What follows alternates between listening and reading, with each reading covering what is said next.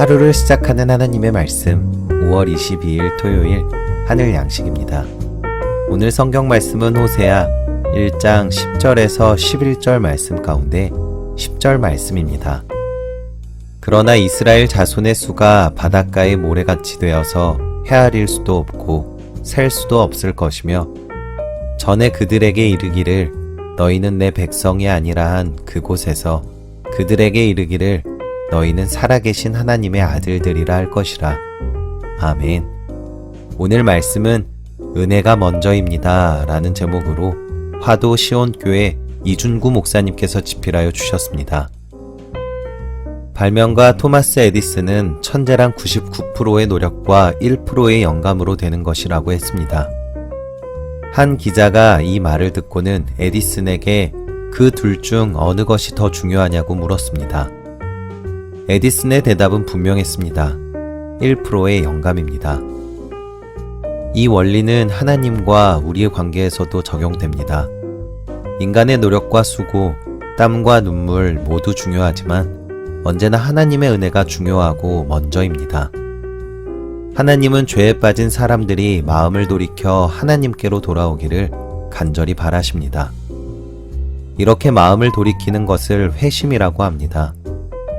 그런데 여기서 반드시 기억해야 할 것이 있습니다. 사람의 회심이 있기 전에 하나님의 회심이 먼저 있었다는 사실입니다. 하나님은 호세아를 통해 이 사실을 분명하게 알려주십니다. 거룩하신 하나님은 인간의 죄와 거짓, 어둠과 이중성을 참으실 수가 없었습니다. 그래서 인간을 향해 이렇게 선언하셨습니다. 너희는 내 백성이 아니다. 나는 너희의 하나님이 될 수 없다. 그런데 이렇게 선언한 순간 하나님 안에 있는 우리를 향한 뜨거운 사랑이 이렇게 외칩니다. 그럼에도 불구하고 나는 너희를 버릴 수 없고 너희를 포기할 수 없다. 너희는 내게 너무나 소중하다.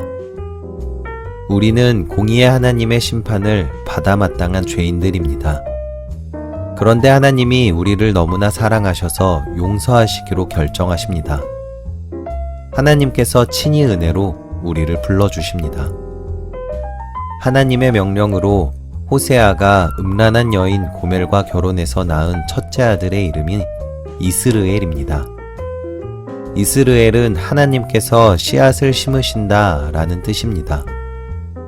하나님께서 죄인인 우리를 용서하시고 자녀로 삼기 위해 친히 용서의 씨앗이 되셨습니다. 그래서 이 땅에 오셨고 우리를 대신해서 십자가에 달려 저주를 받으셨습니다. 이분이 바로 예수님입니다. 내가 하나님께로 마음을 돌이키기 전에 하나님께서 먼저 나를 향해 마음을 돌이키셨습니다. 내가 예수님을 나의 왕, 나의 주인으로 받아들이기 전에 예수님이 먼저 나를 받아들여 주셨습니다. 하나님께로 마음을 돌이키길 거부하는 사람들 때문에 속상하십니까? 하나님께서 은혜를 베풀어 주시길 기도합시다. 하나님의 은혜에 눈이 열리기를 기도합시다. 모든 회심은 은혜의 결과입니다. 여러분, 하나님께서 회심의 은혜를 베풀어 주실 것을 분명히 믿습니까? 바라기는 먼저 나를 향해 마음을 돌이키신 하나님을 기억하심으로 승리하시는 저와 여러분들이 되시기를 간절히 소망합니다. 우리 함께 기도하겠습니다. 하나님, 복음을 거부하는 사람들 때문에 애가 탑니다.